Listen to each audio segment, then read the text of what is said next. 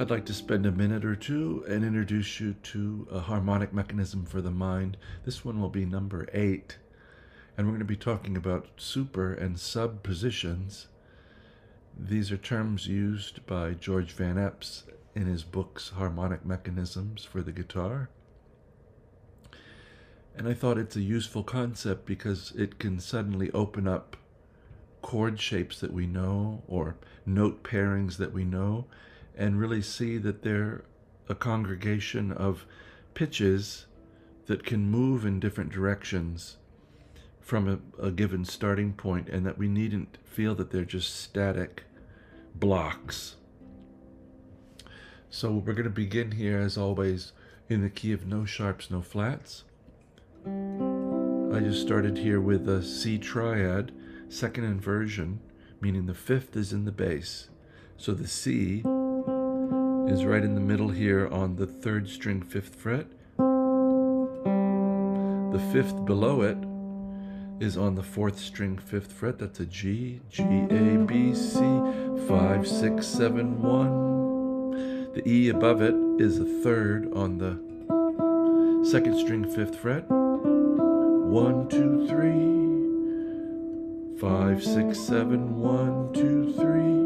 So we have 5, 1, and 3. Those designations aren't so important here as much as we want to know the scale and what's above and below that are still in the framework that we're working in, which is the key of no sharps, no flats. So this, we're going to start on the 4th string, G, and we're going to take this voice, G, and put it in the sub position, meaning it's going to go down to the next scale pitch that it can below. And what happens here is we get 5, 5, 5, G, C, E, F, C, E. So that voice is in sub position. We've lowered it. If we were in another part of this scale, perhaps that voice would have lowered a half step, but in keeping with this key of C, key of no sharps, no flats, the G is going to go to F. I'm going to bring it back. If we put that voice in the super position, it's going to look like an A minor chord, but it's really this voice is moved up a step in the scale. In this case, it's the 7th fret of the 4th string A. So now we have A, C, E. Go back. Sub. Super. What about the 3rd string? Everybody's 5th fret. G, C, E. That C is going to go to B. We're going to have an E minor triad.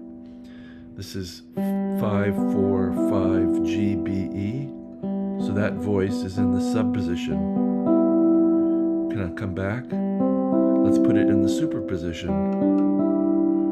So now we have G, D, E. 5, 7, 5. Come back. So the major 3rd, let's put it in the sub position. 2nd string. So down to D here on the 3rd fret. We have G, C, D. Back to our original. And we put that 2nd string in the super position. G, C, F. 5, 5, 6. So now what if we do a few at a time? Let's take the 4th and 3rd strings together. So we're in where we were to begin with. Sub. Both of those voices go sub. It looks like G 13th. Take them back. Let's take them both superposition. So here's A, D, E. What about the top 2 voices? G, C, E. Now we get a G triad with those in sub position. G, B, D. 5, 4, 3. Back home. Let's take them to the superposition. Looks like D minor. 7, 7, 6. A, D, F.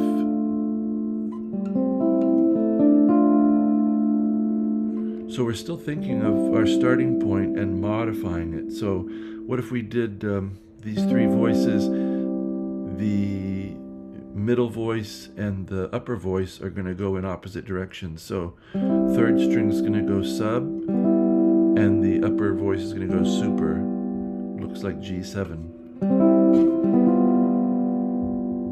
So these are things to do very slowly and to do in your mind as well. You want to make sure you know the notes that you're playing on the board. We want to be able to start anywhere. Say, here's a C triad, 10, 9, 8. Let's put the lower voice in sub, middle voice in sub, upper voice in sub. So it's a way of thinking of these voices as being free. They're not stuck in a box. We want them to be able to go any which way. And we have a reference from one starting point, a whole constellation of little voice moves that can happen in a key. I hope this has been of interest to you and maybe opened some doors. I'll try to continue this series and come up with things to learn and think about. Again, this is Harmonic Mechanisms for the Mind, number 8, and I wish you, as always, a very good day.